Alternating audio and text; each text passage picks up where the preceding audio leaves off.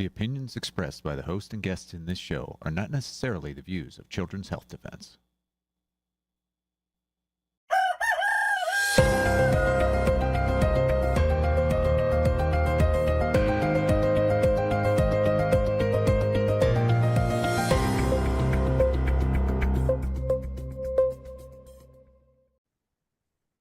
Good morning, CHD. It is Monday, the 1st of December, 2025. We are live here at CHD TV, and we have a very good show for you today. So I'm going to be bringing on Dr. Brian Hooker, our Chief Scientific Officer at Children's Health Defense, in just a second. But just know that after that, Isabella Yon is going to be bringing on Debbie Mize, and they're going to be talking about being a mother bear, and also going deep into a new booklet that they have talking about pregnancy. So it's very important to stay tuned. Right. Good morning, Brian. How are you? So good. Good morning, Polly. How are you? I am good. I'm excited about this segment that we're going to be doing because, viewers, we are going to be breaking down the nonsense and lies from Senator Bill Cassidy and Paul Offit. So let's start with Senator Bill Cassidy, shall we? Now, Mary and I briefly covered this yesterday on the show, but we're going to go in depth with Brian Hooker, and we're going to break down this tweet that he has posted. This is US Senator Bill Cassidy. He is a doctor, a medical doctor.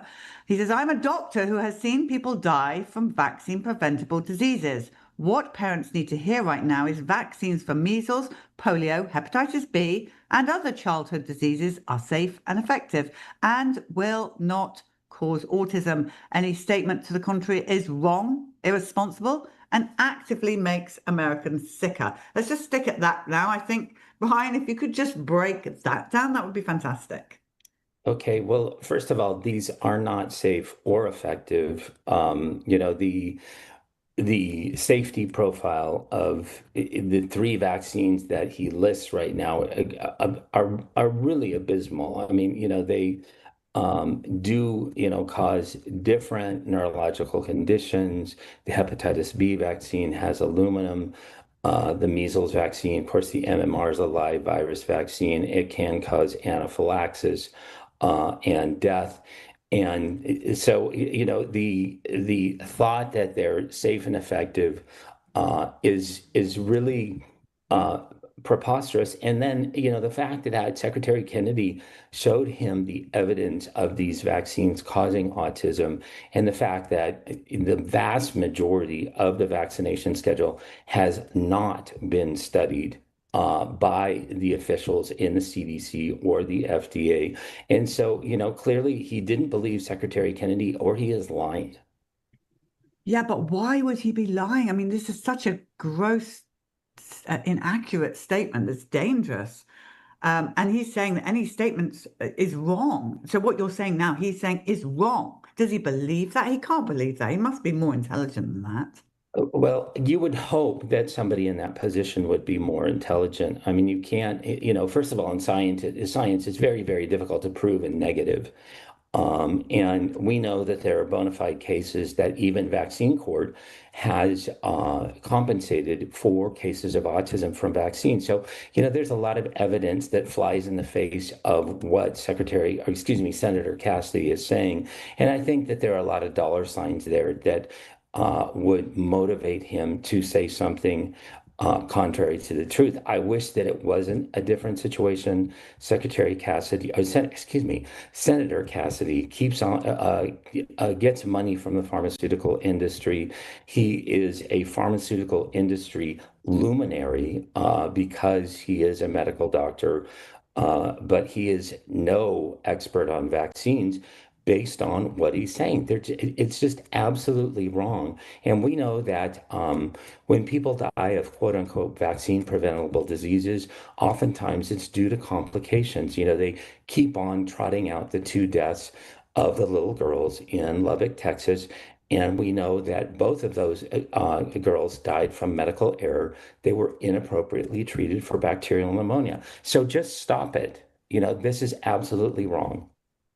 That's right. Let's go on to the next part of his tweet, which may be what you've just discovered.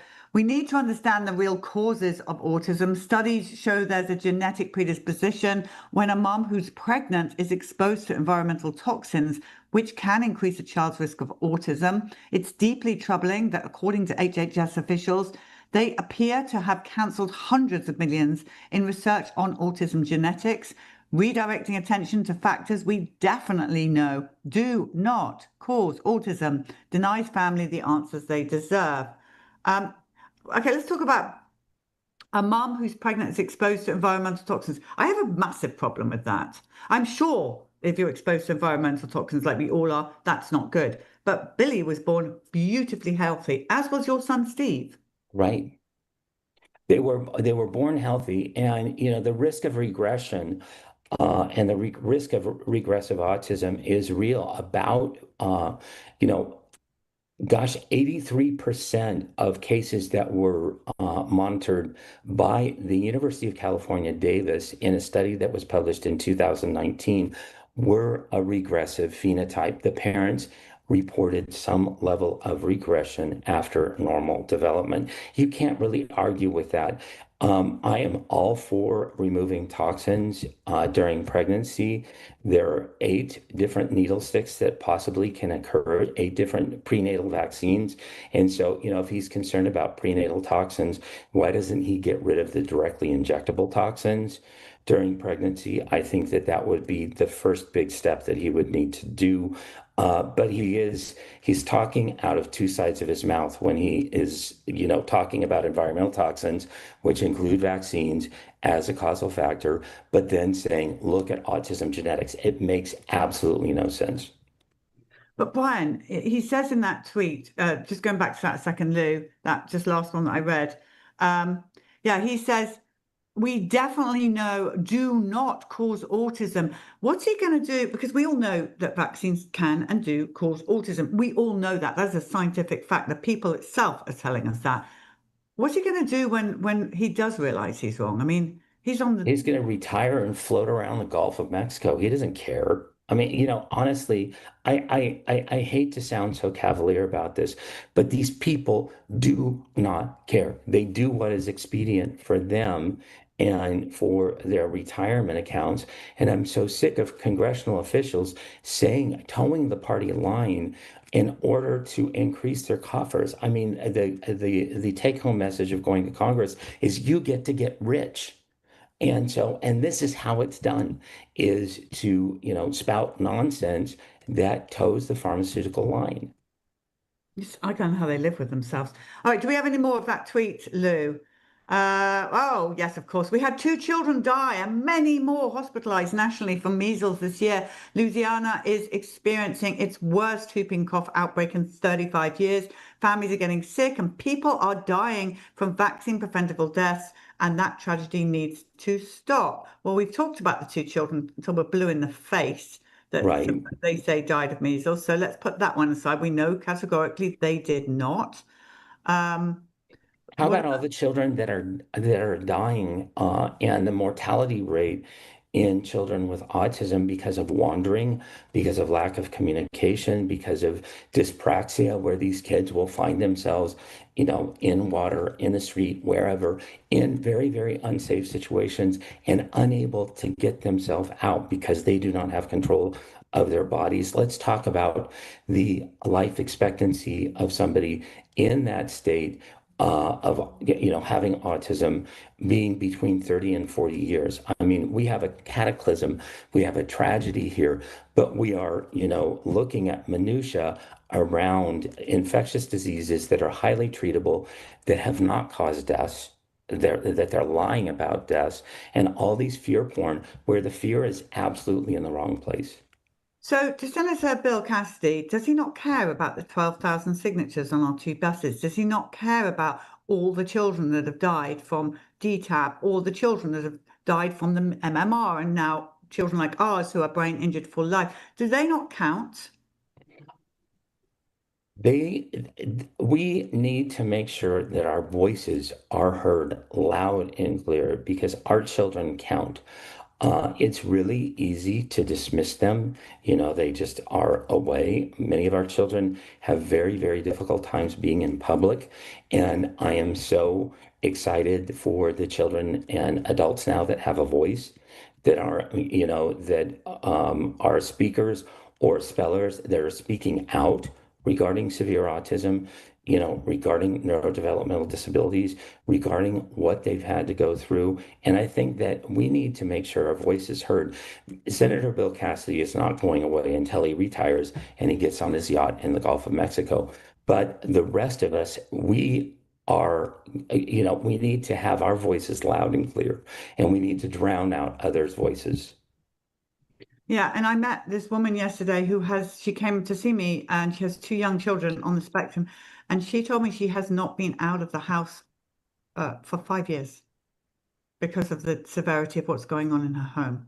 What would you expect? I mean, they can't. They absolutely can't. I have relatives that have twin children with autism, and both are very, very severe, and they can't get out of the house. For them to get out of the house, is nigh unto impossible. And to get a caregiver that would be able to take on these particular situations. I mean, some situations are, easier, less difficult, but 40% of individuals diagnosed with autism are on the severe end of the spectrum, and 80% will not be able to live independently. Yeah, destroying lives. It's heartbreaking to Yeah, see that footage again, isn't it? Um, it is. Lou, do we have any more from Senator Bill Cassidy, or are we going to move on to Offit? Ooh. I think we probably don't have any more, if that's the same. Right, everybody, you're in for a treat. Oh, yeah, let's see well, Dr. Humphreys came in with, lots of people came in with good replies, but she Yes. says, this is to Senator Bill Cassidy. She says, I am a doctor who has seen people die from vaccination. I'm also a doctor who has been looking for the randomized controlled clinical trials for the childhood vaccination schedule. But to someone like you who's pocketing big money, that wouldn't mean anything, would it? That's Dr. Suzanne Humphreys. We do have others, Toby Rogers and various others came in and just hit back. In fact, to be fair, our community are really good at that, and they came in, and I don't think Bill Cassidy has any good comments on there at all. He did not get any support. No, he's not going to respond because these luminaries know what they're talking about. And, when you are on the side of the truth, then you can respond. You can respond intelligently. You can show the holes in the information around the vaccination schedule, and the fact that by participating in it, you are participating in a big medical experiment. That's right. Well, okay, that's enough of Senator Bill Cassidy. We will, Bill Cassidy, if you are listening, we will correct you. And that's what CHDTV does. If you put out nonsense like that, so you might want to rethink what you're posting. But as Brian says, you probably don't care. All right, let's move on to Paul Offit. We're going to play this clip. Are we going to play a clip of Paul Offit chatting? All right, let's play that clip and let everyone hear it. If you alter the vaccine injury compensation program and make no doubt about the fact that that is Robert F. Kennedy Jr.'s interest, he's already hired a law firm out of Arizona that has an expertise in the vaccine injury compensation program with a goal towards altering it. And what I predict is going to happen, and so I'm going to make something you should never do on any sort of podcast. I'm going to make a prediction. Here's my prediction. In the probably by no later than early next year, maybe the spring of next year, you are going to see Robert F. Kennedy Jr. holding up some paper that he's going to publish in a journal that is a fringe journal. I'll put that nicely. The journal that he uses is called Science, Public Health, and the Law, which has an editorial board that consists solely of anti-vaccine activists. So he's going to publish this paper that says that aluminum adjuvants in vaccines are causing harm. Now, aluminum adjuvants are in 7 different vaccines given to young children. Not like thimerosal, where you can just go from multi-dose to single dose. Well, there's no taking aluminum adjuvants out of vaccines. There are certain vaccines that just need adjuvants to get a better immune response. What he's then going to do is he's going to say, see, it's causing autism, asthma, eczema, whatever. And he's going to either add that to the vaccine injury compensation program, which will break that program, or he will take vaccines out of the vaccine injury compensation program and say, I don't think they should get the protection of that program. Let's leave them open to the slings and arrows of outrageous civil litigation. Brian, when he says it will break that program, is he not slightly admitting that this is a problem? He is admitting that this is a problem. And, I listened to his entire diatribe and I'm like, okay, what's your point? These are things that need to be done. You're speaking out of sarcasm, but you're really speaking, Robert F. Kennedy Jr. truly doing what needs to be done. And, to address that, to be able to give parents recompense. If it breaks the system, you know what? That is not my problem. I was not given that particular option when my son was vaccinated, was that, well, you probably won't get compensated because there's just not enough money in the system to cover the vaccine injuries. Nobody ever told me that. Okay, so that's their problem, right? He sounded kind of frantic in there, sort of almost just panicky frantic. Like, when a child does something wrong, is that kind of thing. When they're trying to explain to you that they didn't go and steal whatever they said, is that kind of just like manicness coming from Paul Offit? Well, frankly, I think that the writing is on the wall for these individuals, and they really want to be able to thwart Secretary Kennedy and what he's trying to do. And, if they don't thwart what Secretary Kennedy is trying to do, then it really shows, the hucksters that they've been over many, many years.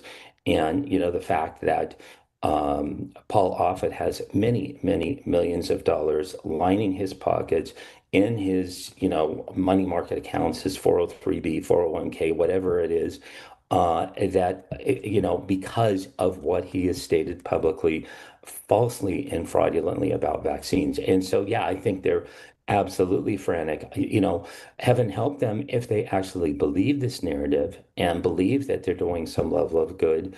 That would take an utter level of stupidity to really believe that they're making some type of difference. When you look at the effect of chronic illnesses, the huge epidemic of chronic illnesses that we have right now, vis-a-vis infectious diseases that are highly treatable, and that the mortality rates reduced to nil before the vaccines were introduced.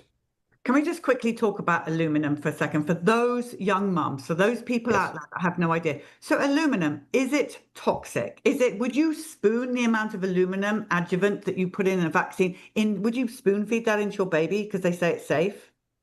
Absolutely not. Aluminum is a toxin. It's a neurotoxin. It does not belong in the body. We see all of these different studies about what aluminum does, in causing neuroinflammation directly causing that type of inflammatory response in the brain. We know it gets in the brain. We know it gets in the brain specifically for people that have neurodevelopmental disorders like autism and neurodegenerative disorders, like Alzheimer's disease. And so we know it is not good for you. And we also know that when you inject aluminum, excuse me, that's 100% absorption, that the entirety of that aluminum is going into your body, is going into your bloodstream. It is not being expelled by the urine and the feces. It's not going through the gastrointestinal system where maybe 1 to 2% might get absorbed. This is 100% absorption. So why do it? So do you think the reason why frantic panic from Paul Offit there is he also says there's no taking it out because the vaccine needs the aluminum adjuvant. So if Bobby comes down and says, you know what, this is neurotoxic, this is killing our kids, this is giving them autism, we have to take it out. So what does that mean for the vaccine schedule? What do we say about lead and paint? What do we, say about mercury and teething powders? I mean, you can't have that attitude. And I find that, the lack of scientific curiosity or lack of, faith in being able to build, say a better vaccine, although I would not, I would take pause at even that particular comment. But let's build a better medical system that doesn't expose our children to aluminum. The fact that you can't take it out is a problem, and you can't, and what he's saying is, oh, well, let's just brush it under the rug because you can't take it out. Can't never did nothing. When I hear somebody say you can't do something, then I'm an engineer, so I'm going to engineer a way around it. So let's build a better medical system that doesn't expose children to neurotoxins. And what about when he says, and he's going to come out with some fringe journal led by anti-vaxxers? Who's he talking about? And is it a fringe journal? Do you know? Or is he just... Science, Public Health Policy, and the Law, I believe is a reputable journal. It's by our good colleague, Dr. James Lyons Weiler. I believe that he's giving a more balanced approach. Scientifically, it is a peer-reviewed journal. And to use ad hominem attacks against these types of journals that are trying to make a difference and trying to give a variety of perspectives in the medical community is really, really counterproductive. And also, the fact is that this is not indexed in the National Library of Medicine. You can't find it on PubMed, but there are plenty of articles that individuals have written regarding vaccine issues, regarding vaccine safety, regarding aluminum toxicity, right there on PubMed. So, if he wants to throw out a red herring about a journal that's not indexed, let's talk about those that are. Right. So, summarizing this up, Dr. Paul Offit, Senator Bill Cassidy, you need to calm down. The truth is coming to light, and you need to be on the right side of history. At the moment, you're on the wrong side of history, so you still have time. Let's move on to very exciting news from our Children's Health Defense Scientific Department, which I just want to say this to our viewers. We have the best, I'm going to say it, scientific department in the world, and it's largely due to you all donating to the science department. You can go to the website and donate just to the science department if you want to help Brian and his team advance the work they're doing. It's so important. And there's a drop-down menu, you can go straight to science. So you don't need to be donating to other things, but we're very grateful to you. And here's why. Tell us what's going on. Well, we love our donors, and we love people that take an interest, an active interest in science, because that allows us to do original science that the universities, that the power structure will not do. And so we have just come out with a study called the Neuroimmunology of Autism. This is available as a preprint, but it will be soon published in the journal Molecular Neurobiology. The journal is called Molecular Neurobiology. It has not been published, it has been accepted, but we wanted, we felt like this was newsworthy anyway. We will make sure that the preprint is available at preprints.org, so you can look at least the preprint version of it. But now it has been accepted in this Molecular Neurobiology. It is a PubMed indexed journal. And here we talk about the connection between toxins and what's called the inflammasome. We talk about the connection between the inflammasome and the immune system.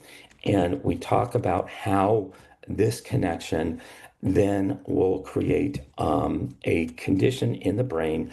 It does cause actual brain damage of a cell type called astrocytes. Astrocytes are part of the immune system in the brain. There is an immune system in the brain.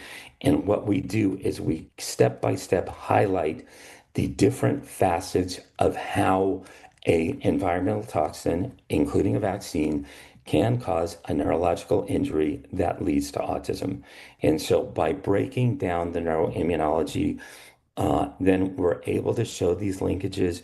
We're able to bring a collection of science forward.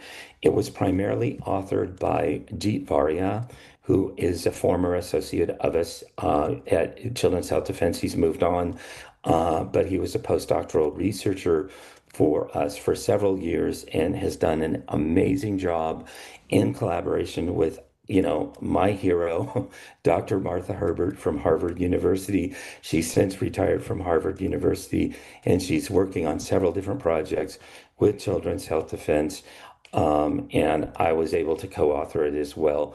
But it was quite a satisfying project. I think you're going to find that it's an amazing read, and it will answer some questions regarding the etiology of autism, how environmental toxins will take genetically susceptible individuals, those individuals, and they will create a condition in the brain that leads to an autism diagnosis. Wow, it's actually sterling work, and we've got that in the show notes. So the preprint is in the show notes for those Great. that want to see it. And there's going to be more to come on this study. The Defender are going to be writing up. We'll be carrying on to report on it, and of course, should be headline news in mainstream news. But I doubt we'll hear much on that. We would love that. We would absolutely love if that happened. So if there's a possibility that that you can download it, my apologies. There's a possibility that you can download it. If you have any questions, make sure that you go to info@childrenshealthdefense.org, or you can email me directly at drbrianhooker, drbrian with an I, hooker @gmail.com. We want to make sure that this science is available for the public. And if there's something you don't understand, that you get help, and we'll give that help. And it's perfect timing this. We've got ASIP coming up. Viewers, pay attention. This is very important. This Thursday and Friday, Carl Jablonowski is going to be live blogging, straight live from the ASIP meetings, which I'm actually quite excited about. I don't know about you, Brian. What do you think? What are we to expect this week? Well, the ASIP is going to be looking at the hepatitis B shot. And the hepatitis B shot is given at birth, and it's completely not necessary. The fact is that it would only provide protection if the mom was hepatitis B positive. That's a very, very small portion of the population. Women can be tested during labor and delivery if they are hepatitis B positive. There's no reason that every child on the vaccination schedule gets this vaccine at birth. And so, the ASIP is going to evaluate the logic around that. They're going to evaluate the safety and the efficacy profile of the birth hepatitis B shot. And my hope, Polly, is that they will not only look at the birth hep B, but they'll look at the entire series, because children get this at 0 months of age at birth, 2 months, 6 months, and then again at 1 year of age. And I think it's really preposterous. I think it's not necessary. It's loaded with aluminum, which we've talked about before. That's a neurotoxin. And it's loaded with aluminum during a neurologically active period where the neurodevelopmental system is just going nuts in terms of developing the brains of these children. It is just a recipe for disaster to give this particular vaccine at these children who are to these children who are so vulnerable. Right, given straight at birth before they've even been at the mother's breast or anything. I mean, it's actually barbaric. And the injuries that we've seen on the bus, remember those 2 twin boys that couldn't even hold their heads up just from one Hep B shot. So please, people, I'm just going to say this maybe without my children's health defense hat on, as a mother to another mother, please, if you want to have a child that is not vaccine injured, it's super simple. Don't vaccinate them. And yes, there are illnesses, and yes, they're nasty. Measles, all of those kind of things are not very nice, particularly in this day and age, but you will get through them, and your child will not die like they accuse those 2 girls in hospital. I hate to say it, Brian, but don't go to hospital unless you absolutely have to, because that's where all this happens. Absolutely. And if you are having a newborn, or if you're around somebody having a newborn, make sure that if they're in the hospital, that child is never left alone, because they can be vaccinated without the parents' knowledge, even if it's a part of the birth plan not to vaccinate. We're hearing so many different stories, so many different horrible things going on at hospital. You room in with that baby. You do not let that baby out of your sight. That's quite right. Brian Hooker, it's such a joy to have you on Good Morning CHD, and thank you for breaking down the truth and for your amazing study. Very excited to see how that will develop as we go forward. Thank you very much, Brian Hooker. All right. Thank you very much. Have a great day, Polly. We'll see you soon. Yes, thank you. All right, everyone, we're going to go over now to Mothers to Be with Isabella Yon and Debbie Mize, and I think you're going to enjoy this. But for me, pray big, stand firm, never settle, and I'll see you soon.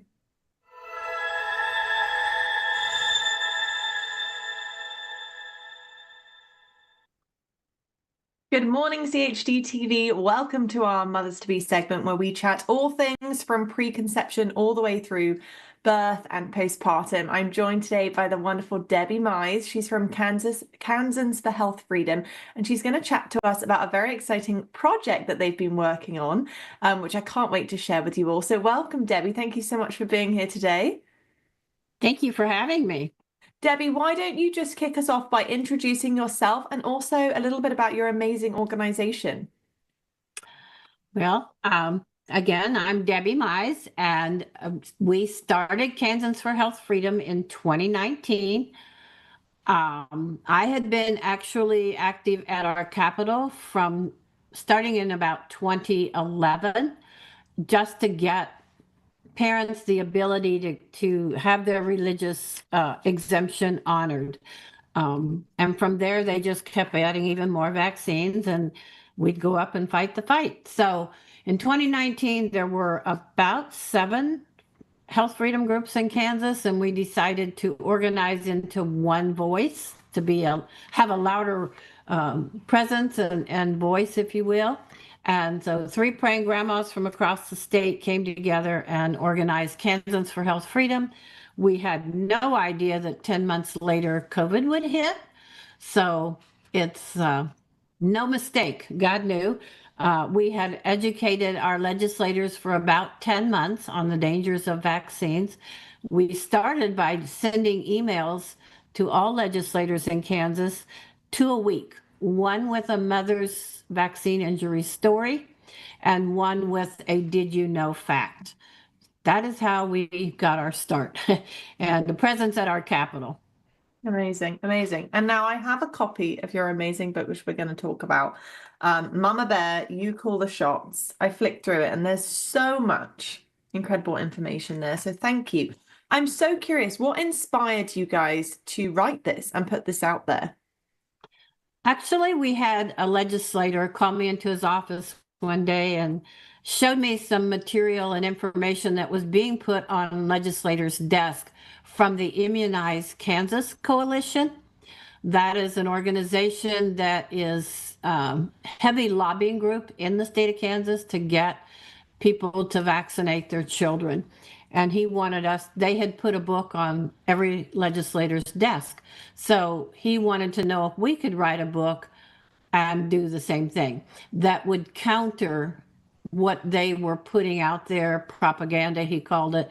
It was not cited. They said vaccines were safe and effective, a lot of fancy language, but no cited studies. He wanted us to write a book that included cited studies with endnotes and footnotes and real families and their stories. So that was kind of a tall order that we had to think about a little bit. We wanted a book that would not coerce parents into thinking my way or the organization's way, but rather a book that would give them a guide for making confident health choices for their baby, that nobody should tell you how to do health care for your child. That's between you and your doctor. We all have a different genetic makeup. My daughter happens to be a geneticist, so I know that it's not just first generation of toxicity that can affect our immune systems or our bodies and our health. It's second, third, fourth generation of toxicity. We are at this point way overloaded with toxins. So every parent should be able to make an informed choice for their baby. Yeah. So we wanted to draw Mama Bear in with our color scheme, with our pictures. They're the ones that know their babies best. And so how do you get a busy mom and dad to read a book? That's a hard thing to do. I've been there, done that. But so we decided to go with the Cliff Notes of vaccines, if you will, so that they can be informed. We cited all the studies. It's all in the back of the book. And we have little anecdotal stories from moms and grandparents on their experiences. And we also have a pediatrician who has made a comment in the book as well. So we wanted something that would draw them in, that was simple, easy to read, that was fully backed by science, visually engaging, and personal to them as a mama bear. Yeah, I love it. One thing I really love about the guide is, as you kind of alluded to, parents are so busy, and so to get them to sit down and read a huge, ginormous book can feel very overwhelming. So what's great about this, it's very short, it's concise, and it's actually quite easy to read. How did you manage to balance the science like the legislator so wanted, but also making this so approachable for the everyday mama? Well, I guess when we were trying to decipher, do we make this for legislators? Do we make this for mamas? We wanted Mama Bear to be fully informed, and that became our mission, that Mama Bear would make her decision based on real science, not hearsay, not, oh, it's wonderful. Safe and effective. We can all use those words, if you will. They're simply words. We wanted real science behind it. And this little book has hundreds, if not thousands of hours of research condensed into it. So our hope is that not only have we sent this to all the legislators in Kansas, but our hope is to get this in the hands of mama bears. And so we're trying to secure donations to be able to get this to pregnancy crisis centers, to adoption agencies, health departments. We're in the process of sending it to all the health departments in the state of Kansas, get it to school board members. Just spread the word wherever we can get this little book. Fantastic. And another thing I think this would be really great is, a lot of mums feel pressured in the doctor's office. A lot of mamas do still go and see pediatricians, and they feel, overwhelmed because they get so bullied at these appointments. So this would be a really good thing, mamas, to arm yourself with as you go into the pediatrician office in case they ask any questions where you feel overwhelmed. Because again, it's short, it's simple, it's really clearly laid out, so you can just hop to a vaccine and then see very clearly what are the risks, what is the actual chance of my child dying of it, and how common is the actual disease. So definitely recommend bringing it to the pediatrician office. Do you have any advice, Debbie, for those mums, who are navigating this crazy pushback on just staying confident in their decisions? Yes, and I think it's important, if you know the science, if you know and you've done your research, you are confident. We also put a section in the book on questions to ask your doctor. Nice. And if he can't answer those questions, that's just another indication to you. But I need to do my own research because he can't give me answers. And that was, years ago, I would tell young moms, ask your doctor for a vaccine insert. Not one mom came back to me that said he had an insert in their office. They don't have a vaccine insert in the office. So many of these moms said, well, that was my clue. If he couldn't provide me an insert, I was putting my decision off for another day. Another good question for mamas to ask is, should my child have a vaccine injury, what would be my course to get compensation for this? Who's going to take care of my baby? Will it be you? Who's going to pay for this expense? Will it be the state of Kansas in our case?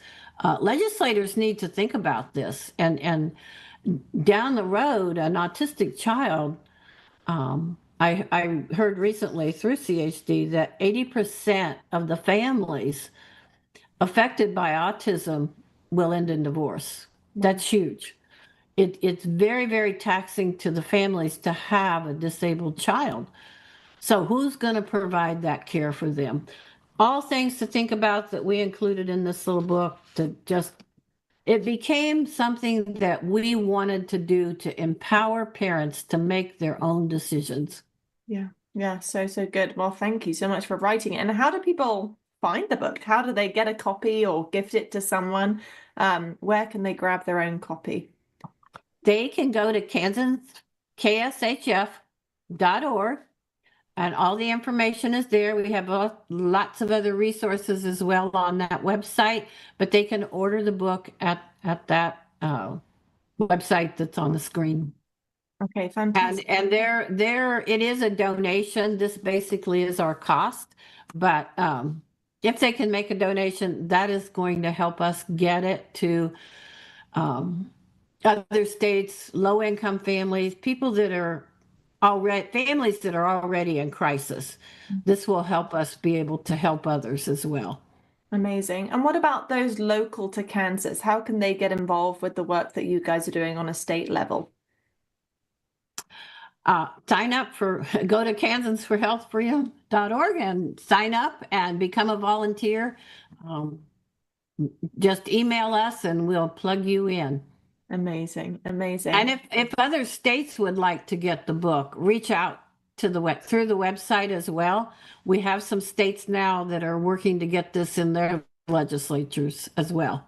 Yeah, fantastic. Well, we'll definitely be featuring it on the Mothers to Be website. It is such an excellent resource. And I think especially for new mamas, it's a not overwhelming approach that really just, shows the truth really clearly. So thank you so much again for writing it. Debbie, we always end our segment with one question, and that is if you have any advice for a brand new mama or a pregnant mama, what would it be? Oh, I love what Polly said today. You cannot have a vaccine injured child if you don't vaccinate. Yeah. Yeah. So do your research, know that there is a possibility of an injury. To vaccinate for something that your child may never, ever have seems not very smart to me. Yeah. Yeah, totally agree. Debbie, thank you so much for joining us today. If you guys have any questions about the book or the work that Debbie is doing, please contact us and we will direct you to her page. But otherwise, thank you again, Debbie, for being here. And thank you guys so much for tuning in. We will see you all next week. Stay tuned for our People Study Story of the Day.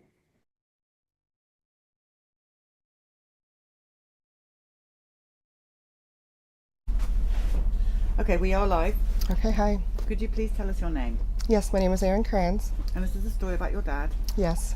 Okay, first question, did your dad take the COVID-19 shot? No, he did not. He was against it because of the liability. Did he have one of those pulse things on his finger that measured his oxygen? Yes. Okay, was that one of the reasons that he went into hospital? Oh, yes. Interesting. So, talk us through it. So my father he had COVID, and he actually, because we as caregivers were left to be doctors, so all I was thinking about was the ivermectin, the hydrochloroquine, the zinc, the C, the D, and all of that type of stuff that I didn't think to treat my dad's most simple symptom, which was diarrhea. But once I finally got him some Imodium and he started to be able to retain and get better, I felt like he was starting to get better, and I spent 2 days with him driving him back and forth to the doctor's office. And the first day we went, we asked for the monoclonal antibody treatment, and he had been sick for probably about a week now. And they gave us the referral to go get that the next day. And I spent, over a couple hours in the car with him because he was in Idaho and we had to come to Washington to get the treatment. And so could I just ask you to explain to our viewers what the monoclonal antibodies even are? Well, I'm not actually 100% positive what they are. Used for? They were used to treat. They were used, yes, to treat COVID. And they used it. I'm not actually sure. And that's, that is also a classic, isn't it? We don't know what we're putting into us, but yes. We're told that the monoclonal antibodies are going to help you with COVID. Yes, yes. And I do think that some people, when they got it in the beginning, maybe it did help them, because I did hear from some people who said that it did. But there was a study out by Dr. Chetty who said that if you got it after the 8th day of infection, then you had a 30% chance of having an allergic reaction to it, which is what I witnessed in my father. So I drove him. We talked the whole way in the car. He was completely coherent. We had, a good talk on the way, and I dropped him off to the treatment treatment. I wasn't allowed to go in with him. I had to drop him off in like a garage. Well, at a hospital, but it was kind of weird. It was in like the garage, and they would take him in through the garage into there, and then they brought him back out to the garage to me. And what did they do with him when he was in there? They gave him the monoclonal. Okay, so that's how he had the monoclonal antibodies. Yes, but again, he had been sick now for about 8 days. He was probably dehydrated. We had given him all his medication in the morning because we didn't know what was going to happen with him. So now he's, dehydrated, has all this medication, and then they don't even give him any fluids or anything. They just pump him, I'm sure, full of the monoclonal antibody treatment. Did they know that he had not taken the COVID shot? I'm sure. Yeah, because we are seeing a trend in different treatment to people who did not take the shots. I wondered if you knew anything about that. I mean, I don't know, actually. I can't say that 100% because his doctor's office, I'm sure, knew, but this was at a treatment center, so I don't know if they had it at the top of the chart or not. I'm assuming they knew. Mm-hmm. But when I picked him up, he just seemed kind of out of it. And as the hour drive that we had home, he started mumbling. And when I finally got to the home, I couldn't get him out of the car. He wasn't making eye contact with me. He couldn't move his legs out of the car. I had to move his legs out. And it took me a good 15 minutes to get him into the house. And I was thinking about this last night. You regret all these things. Because I should have just left him in the car and gone straight to a hospital and made sure that they treated him for the allergic reaction. But we got him in the house, and then that's when we tested his oxygen, actually. So I didn't have that pulsometer on him until we got home to check his oxygen. It was really low, so that's when we called the ambulance, and then they came and picked him up.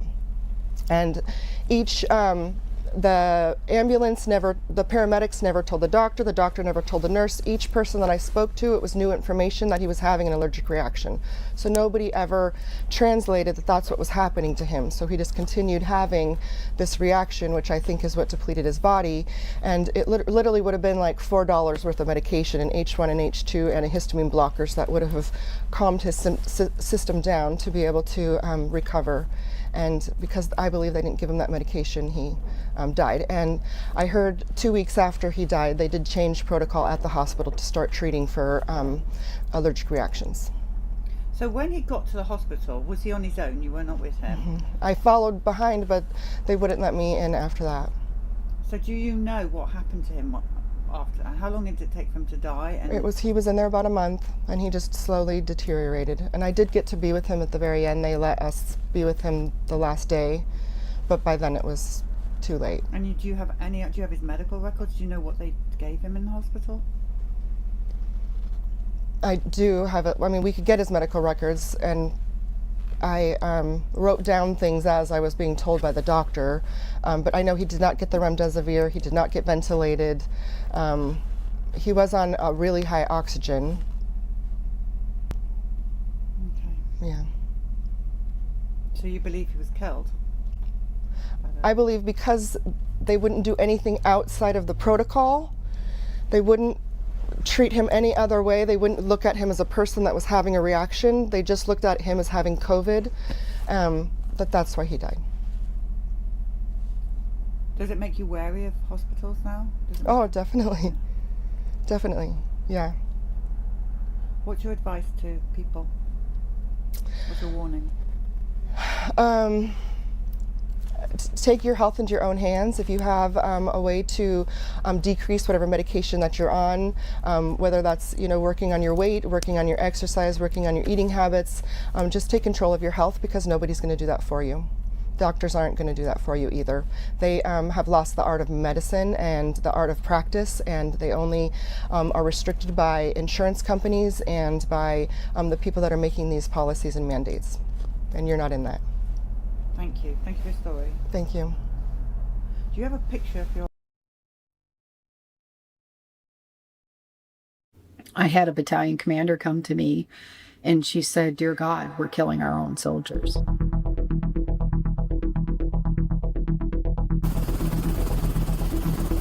We gather today to honor the incredible service members. We owe you our thanks. We owe you our respect, and we owe you our freedom. Just as we have gathered before to remember those who served, those who fought, and those who gave their last full measure of devotion for our country. According to the Associated Press, the Pentagon is going to require vaccines for all service members. I'm asking the Defense Department to look into how and when they will add COVID-19 to the list of vaccinations the armed forces must get. The military was ordering service members to take a shot that they could not lawfully order them to take. Are you choosing to be non-compliant? Get on the floor! Get on the floor! Leaders did everything legal or illegal within their power to coerce and influence their service members to get the shot. I'll never forget, I received a phone call from a mother whose son was a Marine at 29 Palms, and she told me her son and 9 other Marines were being held in confinement in the brig until they got vaccinated. If you don't do what they tell you to do, they will ostracize you. They will destroy your life. Stop resisting or you will get tased! They threatened me with Leavenworth imprisonment. They banned me from all Army Public Health Center facilities for 413 days. I counted over 140 days where I was put into isolation. Once it becomes normalized in the military, it often very quickly finds its way into the civilian population, as we saw with the COVID mandate. The effects extend well beyond just those in uniform, and the impact is really on the entire nation. 8,000 well-trained men and women were fired. I lost my income. I lost my ability to feed my family. I mean, I'm being told you're getting dishonorably discharged. And if you get dishonorable, you lose everything. You can't get certain jobs as a civilian. It follows you for life. You cannot mandate an experimental medical product. You cannot mandate that on military members.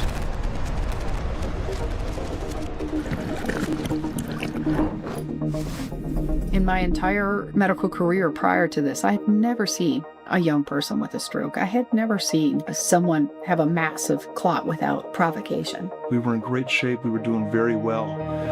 But then as soon after the vax is when my health was downhill. When people celebrate all the freedoms that the military gets to grant this country, when the military's freedoms and really the country's freedoms are actually being taken away. Why was the vaccine mandate unlawful? How come the Secretary of War is telling us that the vaccine mandate was unlawful? We all know that the previous administration issued unlawful orders on mandatory vaccines on an experimental vaccine, COVID-19. You know it, we know it. You are taught that you have a duty to disobey unlawful orders. You know, they postulated that we're going to have back pay for members that were kicked out. They're inviting these warriors back into service. And that was huge. And I was so happy to hear that. But that does nothing for the institution itself. What I have understood from people in the military is that it has not been made easy and that it really still needs to be done on an individual basis. We haven't stopped in 4 years when everybody was ignoring us, and we're not going to stop for another 4, 14, or 40 years. We are at a critical juncture, and the soul of this nation is at stake.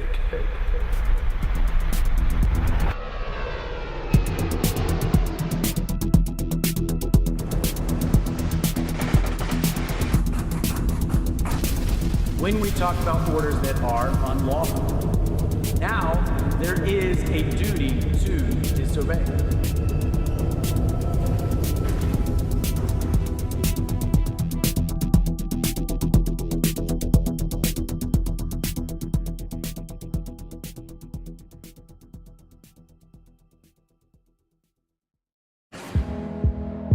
This and all CHD TV programming is made possible by generous support from viewers like you.